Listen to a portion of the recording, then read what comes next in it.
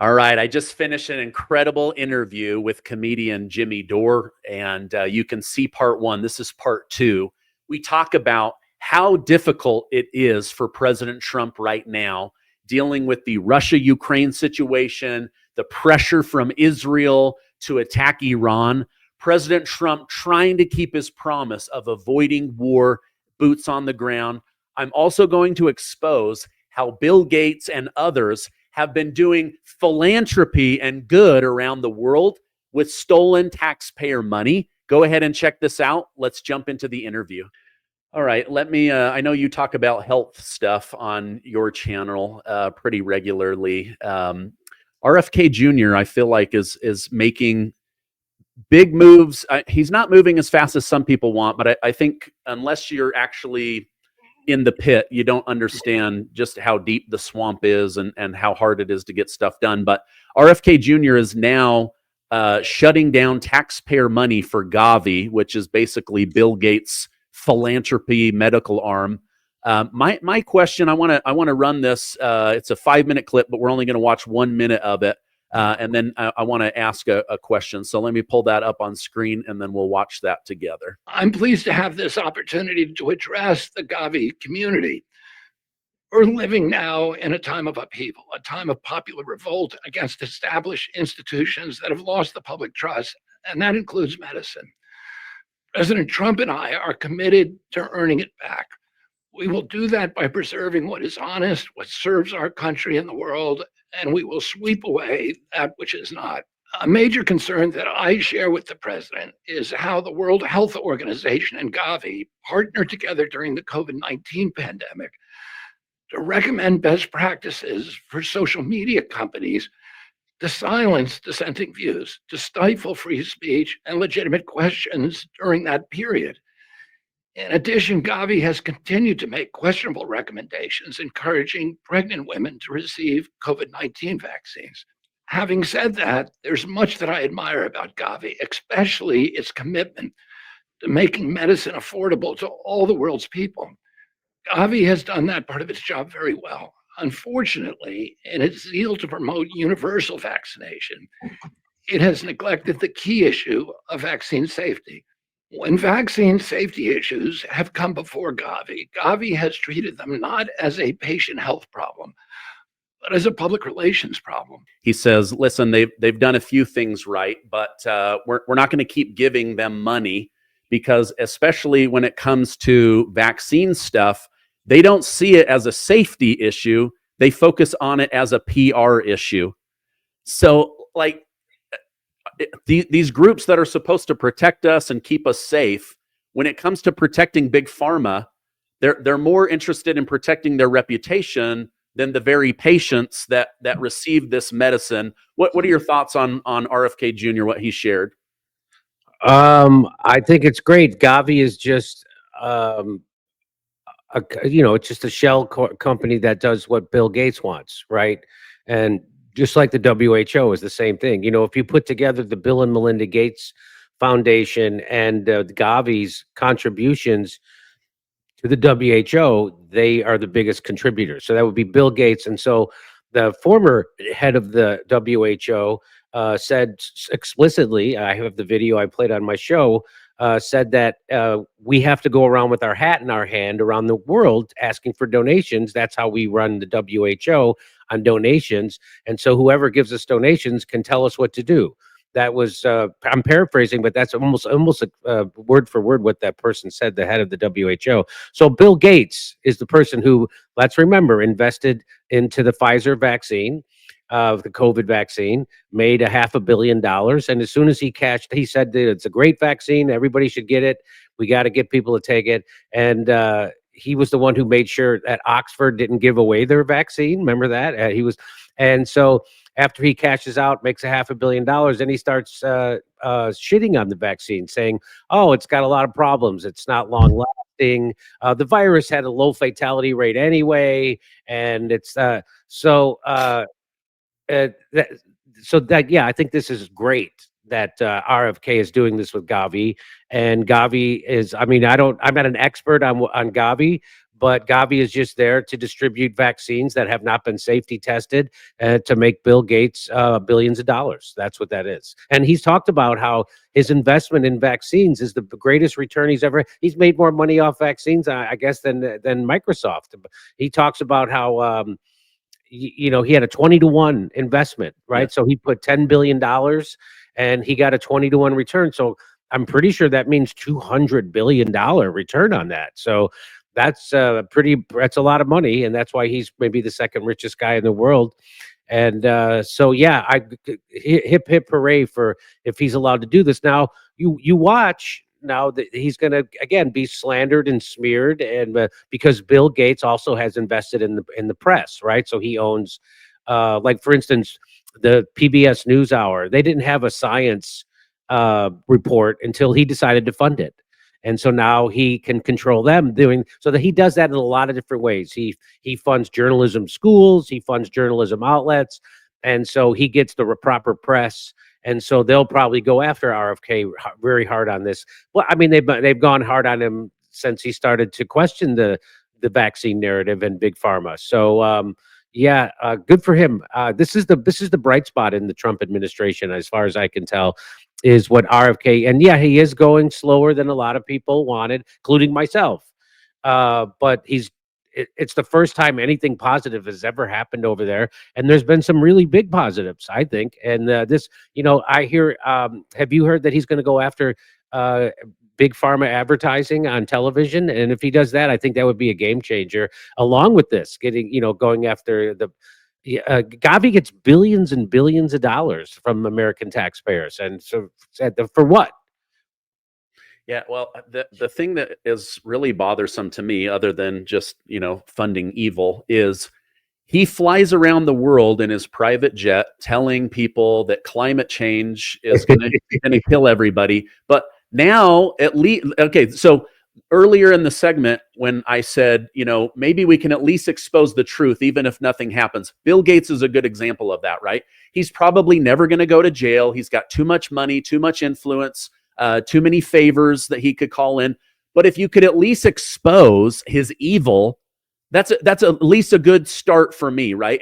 And what this Gavi has been exposing, like RFK said, is like they're going around the world pretending to do all this good as if they're the #1 philanthropist in the world. But really, just like George Soros, they were using American taxpayer money and taking all the credit.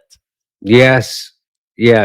So he's just a George Soros in a cardigan and glasses. Yeah, he's worse than that.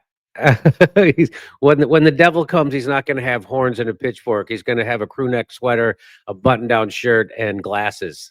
And it is Bill Gates. That guy is he was getting pies in the face because he was a monopolist and he was a business shark who crushed other businesses, stole their intellectual property, stuff like that.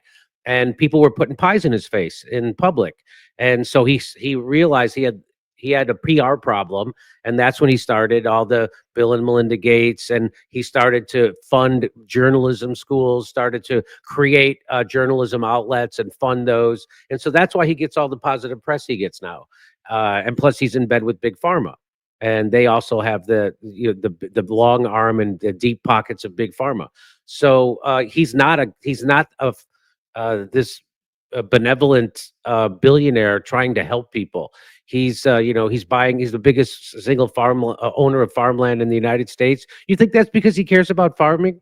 You think he really cares about the farmers or farming? Or no, it's because he's invested in fake meat, and he wants to shut down the farms, right? And he went to Kenya so he could learn about Kenya. That's people gave him a hard time because he took his private jet to Kenya.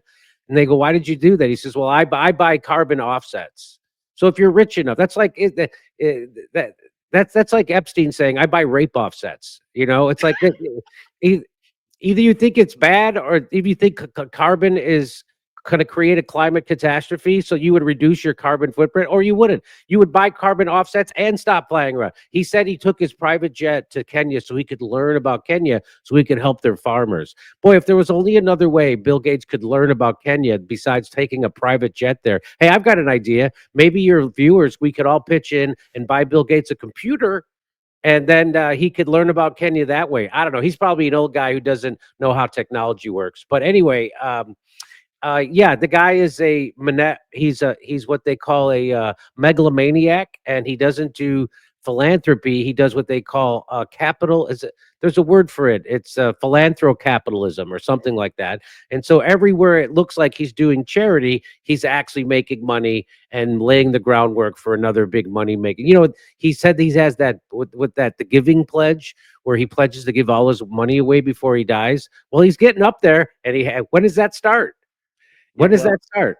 I like when he was labeled the biggest donor of money in the world, and then it turns out he just donated the money to himself. Yeah, it's like, and the other thing is like he got in trouble for releasing bugs into the computer system that Microsoft then had the solution to how to patch your software that got a bug, just like COVID, right? Like we create COVID, and then, oh, I happen to have a solution. And then when he can't hide the fact that these vaccines were anything but a miracle, he's like, you know, yeah, they were terrible. They really didn't work. So what a piece. But we got a new thing. But then at the same conference, when he was poo-pooing the COVID vaccine, he's like, we got a new thing. It's a nasal inhaler. Actually, it's much better. And then I did a little digging, and of course he's invested in the company in India that's producing the nasal so this is all, so yeah, Bill Gates is a megalomaniac. He's I'm pretty sure he's a sociopath, and he's evil. Yeah, he's always been evil. Yeah, it's like the mafia, you know, give me enough money and I'll protect you. From who? From us. That's right. You know, but so he's just, yeah, but that you're right. This mixture of like being a good human and capitalism, it's all just a facade. Remember when Elon was like, he was telling Disney like, "F you, don't advertise on my platform." And then he said a line, I don't know the exact line, but he said, "I'm so sick of people that go around the world pretending to do good when they're actually doing evil." That was such a great line. I'm pretty sure he was talking about Bill Gates and a lot of the major companies around America that pretend to do good, but really they're just doing evil. Well, his climate change thing is such an obvious scam. All these guys with beachfront property, they're afraid that the oceans are rising. They keep buying beachfront property. They tell people in Africa that they can't have air conditioners or the planet's going to overheat, and then they buy another 50,000 square foot mansion with 50 air conditioners in it, and so their ideas to fix climate change always involves not them doing anything or sacrificing, but you do. You have to live in a storage container in a 15-minute city, riding an electric scooter with eating the bugs that hit you on the face as you drive around town. That's the future they have planned for you, but not for them. They're going to keep flying their private jets. You have to have electric leaf blowers and lawnmowers and stoves and all that stuff, and cars. And by the way, that doesn't end our reliance on fossil fuel. It just shifts where the carbon gets emitted. Instead of my tailpipe, it gets emitted at the power plant. So there's a lot of money in climate change. Bill Gates knows how to capitalize on creating a crisis, and we're actually in a cooling phase. Nobody wants to talk about it, but the Washington Post actually had it on their front page last November. The biggest study ever into the history of the climate temperature shows that we're actually it's been much hotter for most of the Earth's lifetime, especially the last 485 million years, and we're actually in a cooling phase right now. So that they won't ever tell you that. So having lived through COVID, and I see the corruption in the medical field, from the medical journals to the governmental agencies, the CDC, the FDA, to the media, to the universities that do the research, how they're all controlled by money. there's no reason for me to believe that that's not exactly the same thing happening with climate, and that if you have a counter narrative to the conventional wisdom of climate change, you get defunded, and so you don't. And that's exactly the way they got people, doctors, to not prescribe ivermectin, one of the safest medicines that won the Nobel Prize. They got doctors afraid. They got doctors not doing their own research. So of course that could happen. And so I don't buy into the climate change narrative anymore. This wasn't one of my questions, but you opened the door, so I'm going to push it open. Did you see Joe Rogan confronting Senator Bernie Sanders Yes. on climate change? Oh my gosh, he's like, let me show you all the scientific data that's been published that we're in this cooling phase. And Senator Bernie Sanders is like, well, I don't know anything about this. You've been preaching it. What do you mean you don't know anything about this, right? And then, I just forgot about this. I just went to Google, and I was trying to Google, Vigilant Fox, Joe Rogan, Bernie Sanders, it won't come up. And then I remembered, oh yeah, that's right. Google admitted at one of the World Economic Forums, climate change is so dangerous, we actually have to control the That's right. Yes, I forgot about that until I'm on here right now searching, and it won't come up. That's right. Okay. So, yeah, I saw that clip and it was amazing. So Bernie Sanders does the establishment propaganda. The last 10 years were the hottest 10 years on record. Yeah. When did you start keeping those records? That's the question. So, the earth has been around for 4 billion years, and you started keeping records, I don't know what, in the late 1800s. And so you're talking about it's the hottest 10 years on record since the last 1800. By the way, I don't trust their record keeping either, by the way. So there's ways to manipulate how they take the temperature of the earth, which they do. And now we find out there's more ice in the Antarctica than they ever. Oh my God, there's way more ice than what was predicted. In fact, it's adding ice. They don't know why and all. So again, remember, the coral reefs are going to be gone. There's going to be ice-free summers in the art, and that's all. It's all, none of their predictions, and all their climate change is built on models, predictions, and models from computers, and they've always turned out to be incorrect. And they're lying to you that we're in that we're not. If they tell you we're not in a cooling phase, if they're not telling you we're in they're lying to you. And so yeah, so Joe Rogan, he knows the science on this because he's had people, he's had heretical scientists, climate scientists on who showed him data, and so and he knows that even the Washington Post posted that article from Science Magazine that went back 485 million years. And it shows that for most of the 485 million years, the planet has been much hotter than it is right now. We're actually in a cooling phase. So Joe brings that up. He shows that article to Bernie Sanders, and Bernie Sanders just dismisses it, goes, yeah, but I didn't read that. You didn't read that? It takes 5 minutes. It takes 5 minutes to read. It was in the Washington Post. It debunks your entire argument, and you're not aware of it? A senator with a staff of how many? What do you got, 30 people working for you? Not one of them said, hey, did you see this? Not one of them. I think Bernie Sanders was lying at that moment, and or he's one of the most ignorant MFers with a 30-person staff than I could ever imagine in my life. And he immediately pivoted from that to AI. I don't know if you noticed that he didn't push back against Joe Rogan when Joe Rogan presented that information to him, and he just pivoted. He goes, well, that brings up my next point, AI. And I'm like, whoa. How about you concede you're wrong about this point? But anyway, it was a great job by Joe Rogan.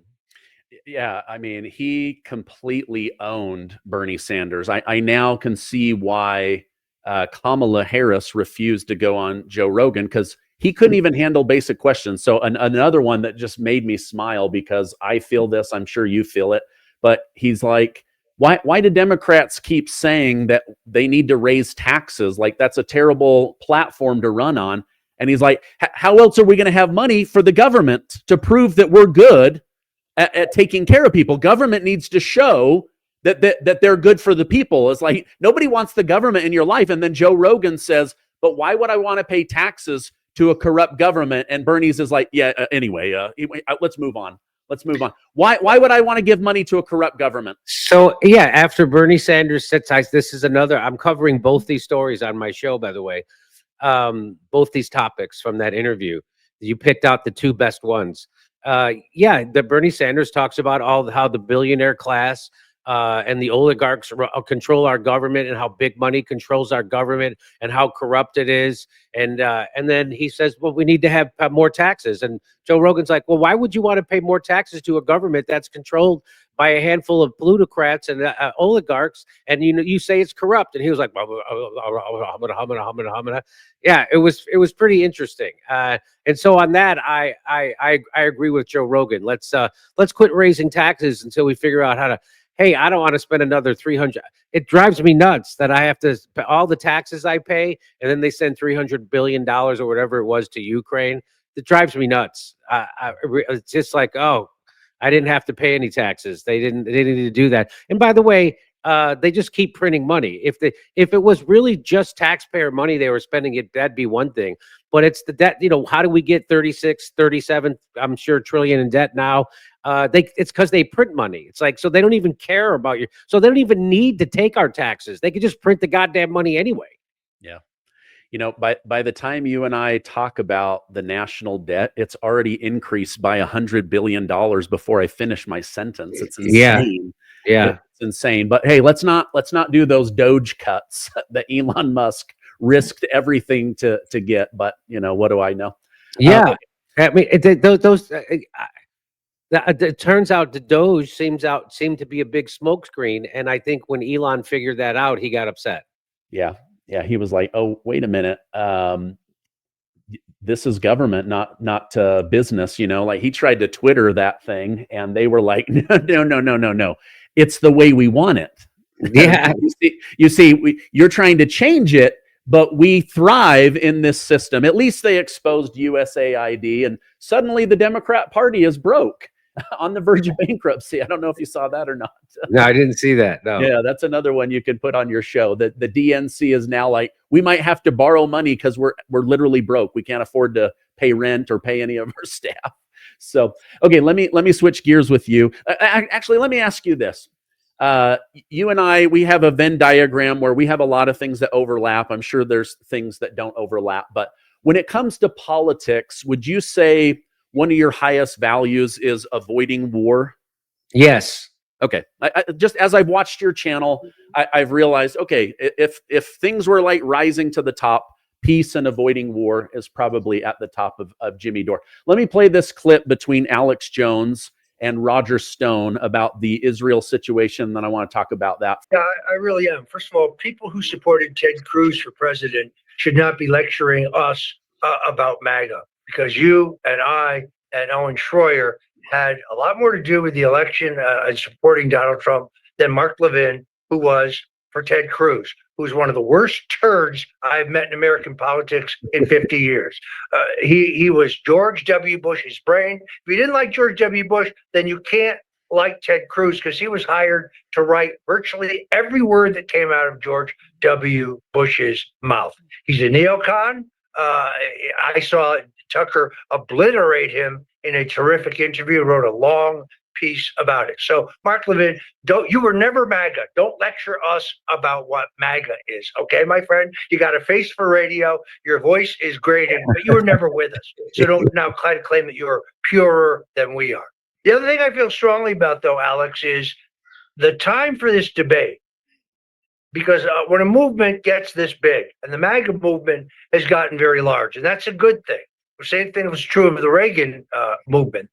And it certainly transcends the Republican Party. It's much larger than the Republican Party. But the time That's why the Republican Party is the biggest it's ever been. It's now the majority party. We're winning. So it's normal to have this debate. But the time for the debate was before the president made the decision. The decision is made now. No boots on the ground. No prolonged presence in the country. We were over at Iranian Spearface for 45 minutes. This is not regime change more. I think the president was twitting his critics when he said, well, we hit them so hard, if this inadvertently becomes regime change, that would be a plus.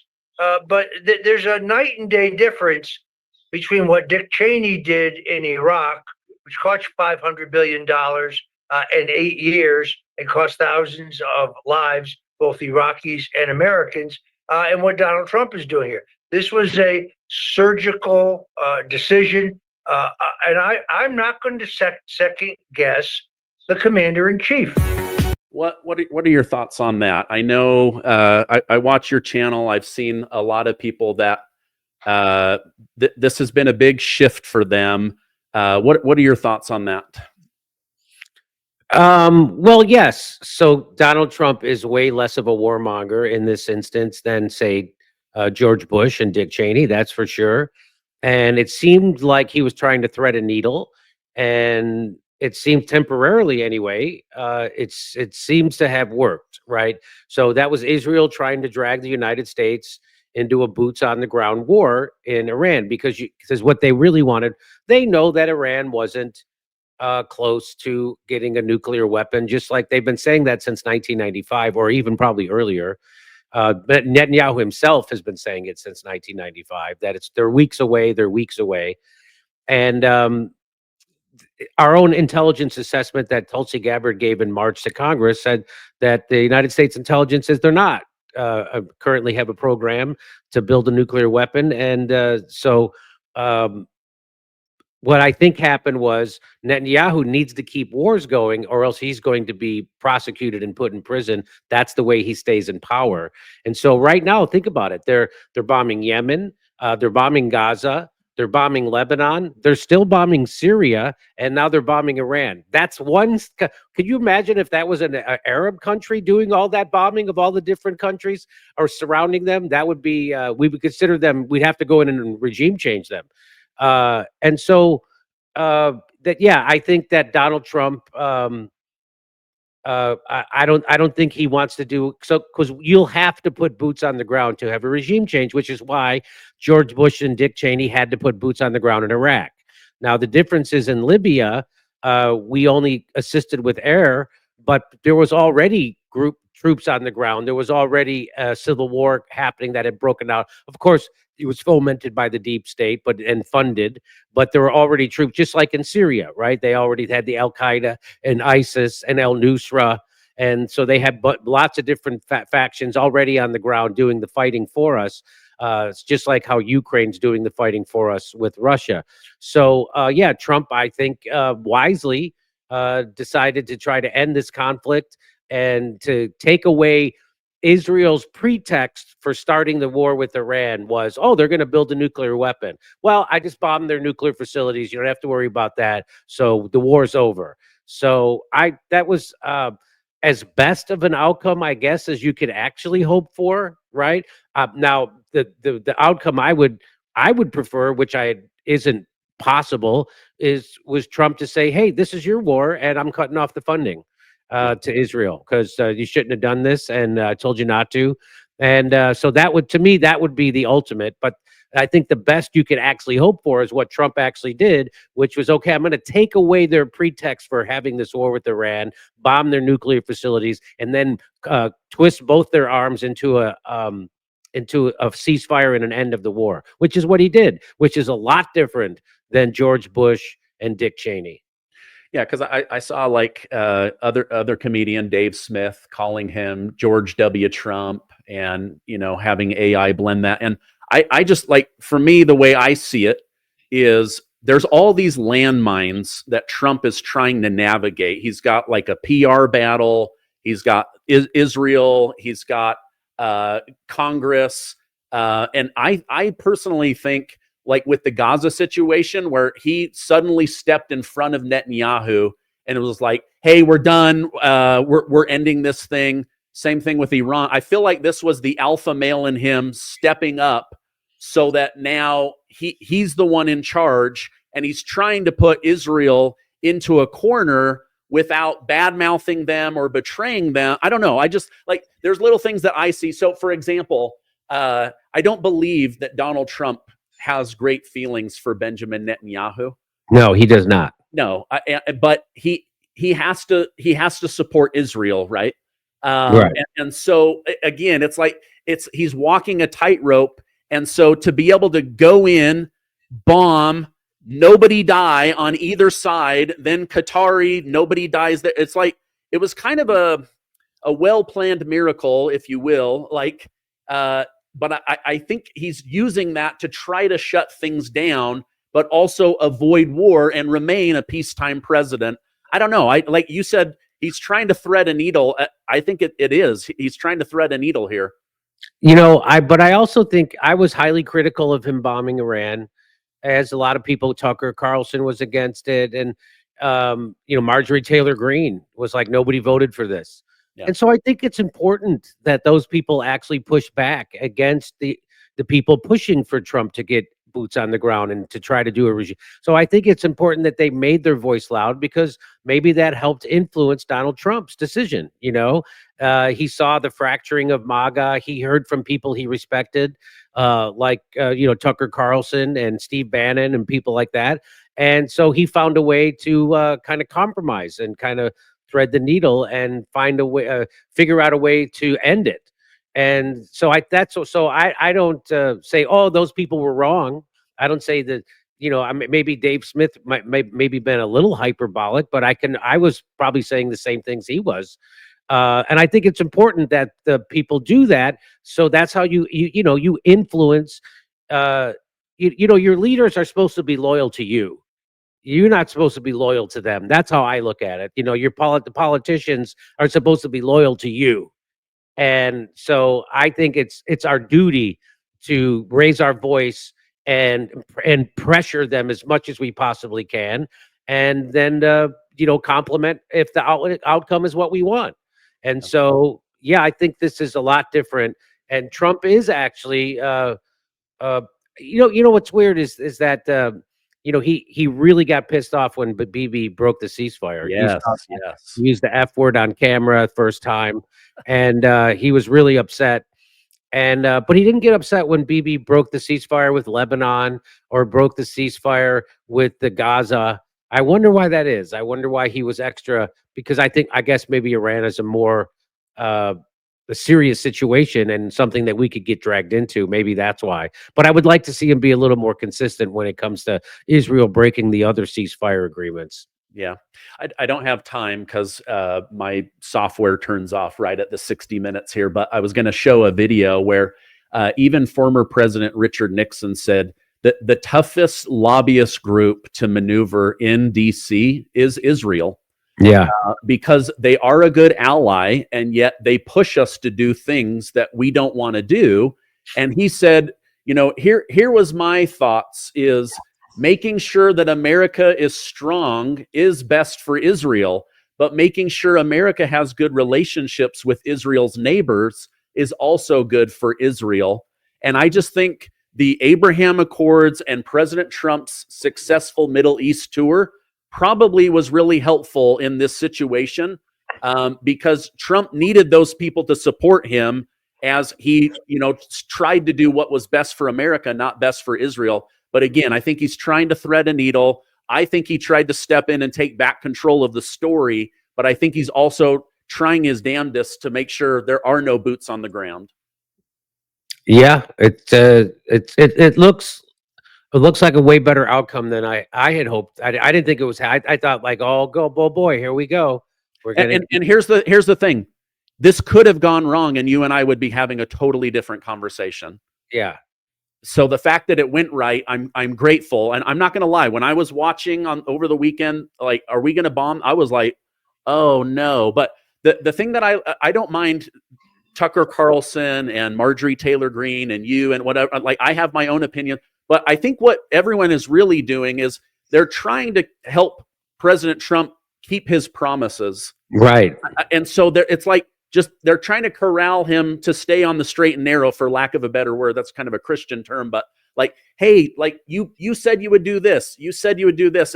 But I just think until you're president, you don't know how hard. Like, I'll give you one more example and then I'll let you go. But same thing. Richard Nixon was asked about previous presidents and then Ronald Reagan. And he said something nice and then really harsh about each one. And then the journalist said, well, why aren't you hard on Ronald Reagan? And he said, because he's not president yet. He's won, but he hasn't stepped into the office. You don't know how hard it is to be president until you're acting. It's kind of like the Mike Tyson quote. Everyone has a plan until they get punched in the face. Yeah. The problem is Israel makes us get punched in the face sometimes for things we don't want to be involved in.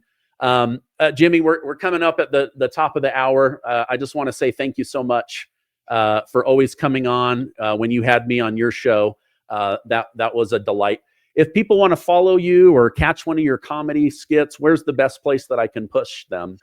You can go to jimmydore.com. I'll be on tour. I'm going to be in Toronto, Red Bank, New Jersey, Northampton, Massachusetts, and Concord, New Hampshire. That's coming up real quick. So go to jimmydore.com for a link for those tickets. Okay. And then I'm going to put a direct link to the Jimmy Dore Show right here on YouTube so people can follow it. Hey, thank you so much for taking time out of your day. I hope you have a great rest of your day. My pleasure. It's good to talk to you as always.